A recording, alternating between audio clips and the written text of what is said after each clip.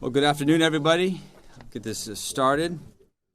I'm proud to be here with many of our legislative colleagues. I'm proud to be here with Pro Tem McGuire and, of course, our governor, Mr. Gavin Newsom. This is a dangerous moment for our country. And we are here to meet that moment as Californians, as legislators. You know, President Trump doesn't believe in our democratic system. And it's clear that he'll do whatever it takes to hold onto power. That's what we saw on January 6th. He couldn't handle losing. So he sent a violent mob that terrorized our nation's capital, all to stop the peaceful transition of power. What happened yesterday in Texas is the same dangerous playbook. His MAGA allies in that state just gave themselves 5 more House seats at Trump's order. They want to rig the system so that there's no way Republicans can lose in the 2026 midterm elections. Let's call it for what it is. Donald Trump and Republicans don't want to be held accountable by voters. Not in California, not anywhere, actually, in this country. They don't want to be held accountable for cutting Medicare, Medicaid. They don't want to be held accountable for reckless tariffs that are raising prices at the grocery store every single day, and on many other goods. They don't want to be held accountable for illegal ICE raids that are terrorizing our neighborhoods. They don't want to be held accountable for the corruption that sees Donald Trump, his family, his closest friends raking millions of dollars while everyone else struggles to get by in this country. The list goes on and on and on.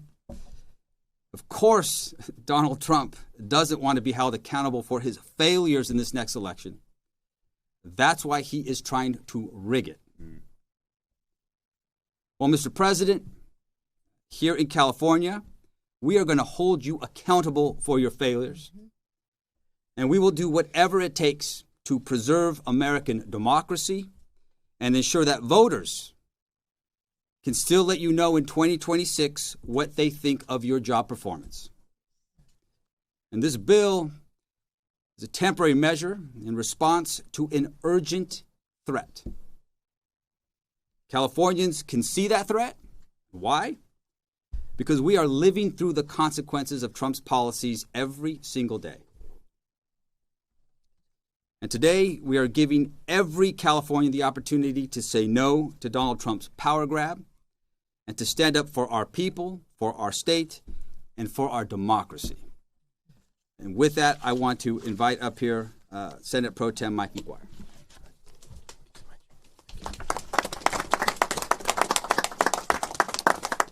Well, good afternoon. I want to take a moment to acknowledge Speaker Rivas. I've said it before, and I'm going to say it again, and I'll continue to say it. He is one of the best in the nation.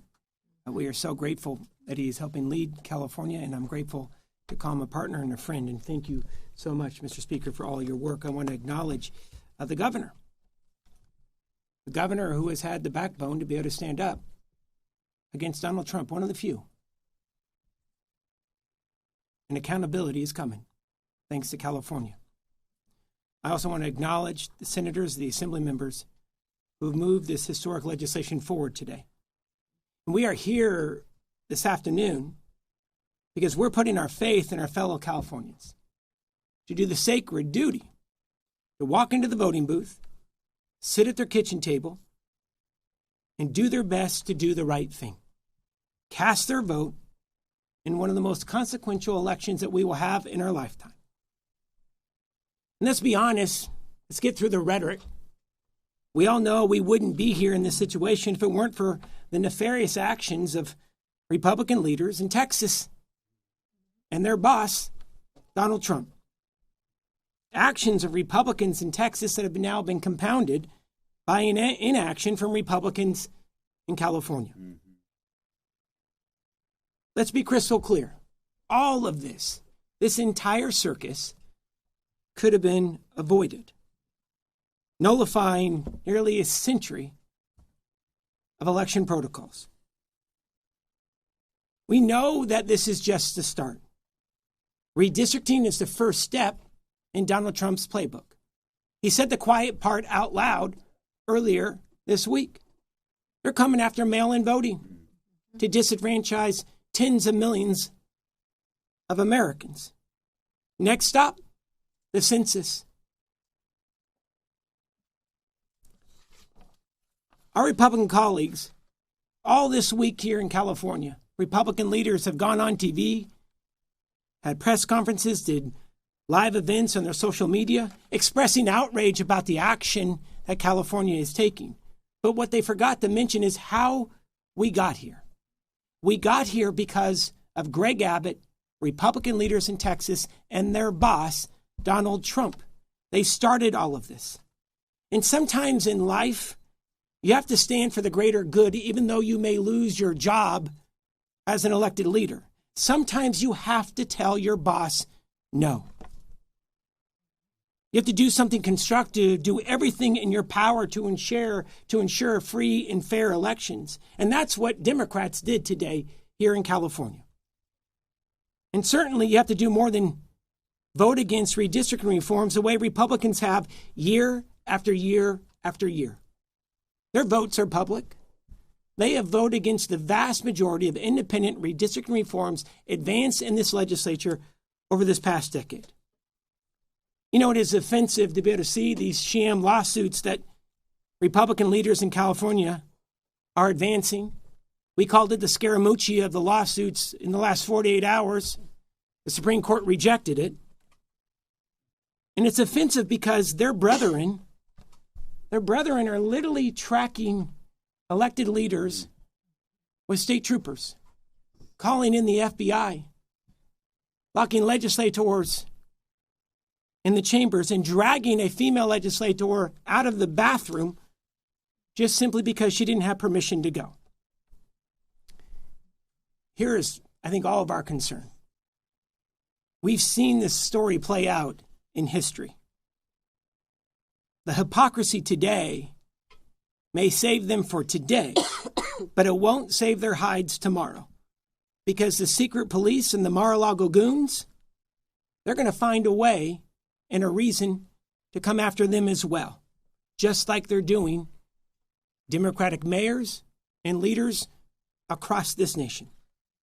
All of us support independent redistricting here in California and every state in this union. One thing that we do not support is unilateral disarmament when the fairness of the 2026 election is being threatened. You know, other states may want to play games. California is the only state committed to fairness whose potential redistricting goes away the minute others drop theirs. I'm going to end it right here with this. Today was more than drawing lines on a map. It was about drawing a line in the sand to stop Texas, to stop Donald Trump from rigging this election. And the stakes are so high for California. Millions are going to lose health care. Our families will lose health care. Fire assistance will continue to be leveraged for millions across this state. People are going to continue to be snatched up off the street.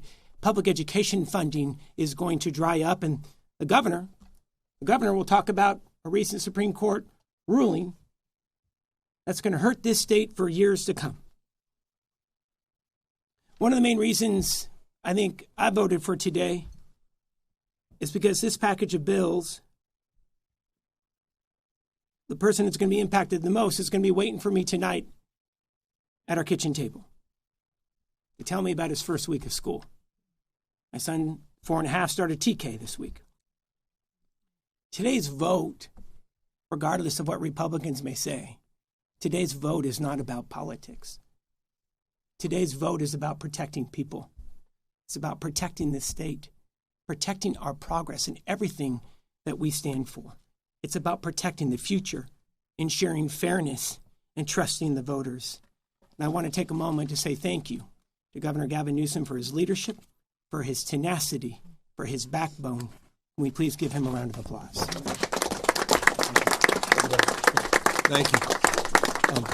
Thank you, Mr. Pro Tem. Thank you, Mr. Speaker. To all of the leaders that are assembled here today, thank you for an outstanding job. Thank you for your faith and devotion to this larger cause, democracy, that I think should unite all of us, regardless of our political party and political stripes. Let me just briefly reinforce, because I'm eager to sign a bill that no other governor in U.S. history has ever signed, a bill that will put the maps in front of the voters.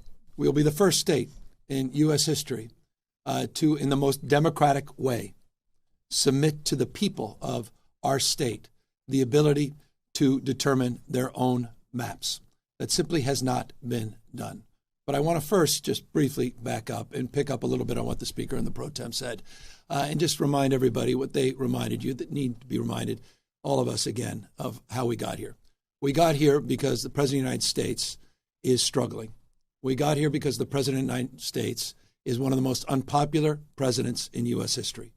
We got here because he recognizes that he will lose the election. Congress will go back into the hands of the Democratic Party next November.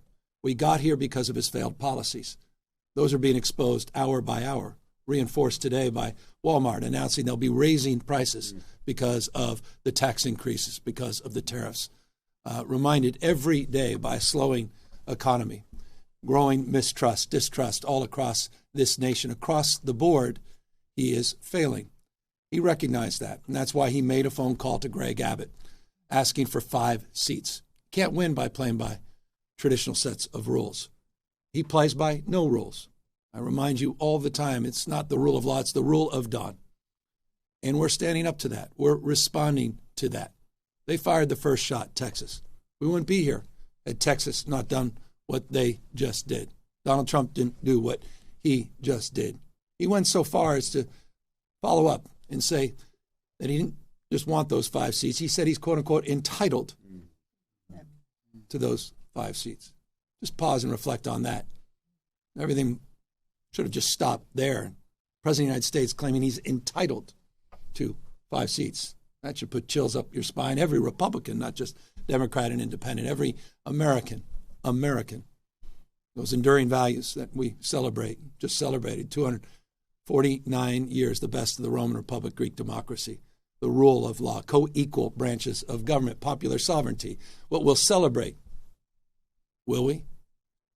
Next year, the 250th anniversary. Masked men at the site of the Japanese that were interned and bussed in Little Tokyo last week in Los Angeles were sent right there in front of the Democracy Center as we kicked off this effort. That's a preview of things to come all across the United States of America. Mark my word, just as we let folks know what was going to happen in other cities, what is happening in Washington, D.C., we said 2 months ago, Los Angeles is a preview of things to come with the federalization of the National Guard, with the militarization of the streets of America. And I'll remind you, Donald Trump never sent the military, active duty military, in his first term or now even his second term, anywhere overseas. He sent them to a United States city. They remain federalized National Guard, interestingly, through Election Day. $175 billion in the bill that was just signed to reinforce the ranks of ICE, Homeland Security, for what is increasingly becoming self-evident to anyone with eyes wide open and any level of objectivity, a private army for Donald Trump, owing an oath only to him, not the Constitution of the United States. You just heard from the Speaker that vote-in-mail ballots are being threatened by the President of the United States. 80% of Californians, no coincidence, 80% submitted their ballots in the last election, 86% in 2022, 88% in 2020. He's trying to rig the election. He's trying to set up the conditions where he can claim that the elections were not won fair and square. Open your eyes to what is going on in the United States of America in 2024. 5. That's what this is about. We're responding what occurred in Texas. We're neutralizing what occurred, and we're giving the American people a fair chance. Because when all things are equal, we're all playing by the same set of rules, there's no question that the Republican Party will be the minority party in the House of Representatives next year. We'll be transitioning, and I'll close, from this process that has unfolded over the course of the last few weeks to the campaign. After I sign these 2 pieces of legislation establishing a special session and the maps, I also will be signing a proclamation on November 4th, the people of the state of California, in a transparent and, as Speaker and Pro Tem said, temporary and democratic way, will have the opportunity to determine their fate and our collective future. And I couldn't be more proud, again, of the extraordinary leaders that are standing up for the rule of law, are standing up for the principles and those enduring values of our founding fathers. Thank you for getting us to this point. We have a lot more work to do to get this done on November 4th.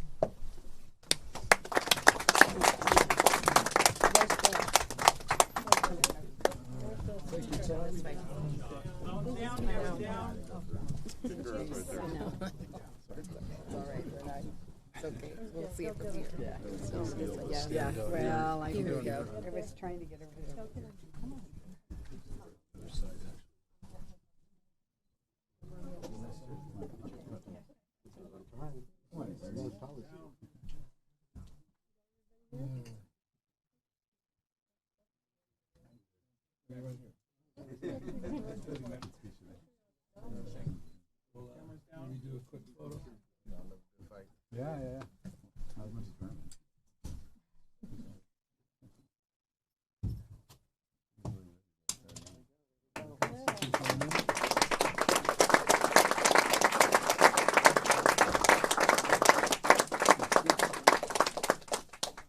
Yeah.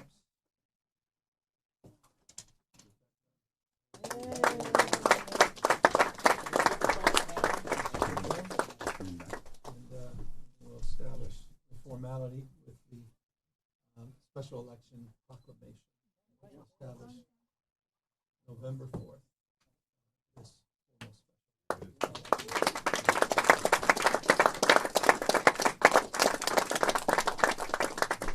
and we'll be transitioning nearby, and we'll have a chance to take all your questions. And we'll look forward to seeing you very shortly. Thank you all. Thank you, everyone.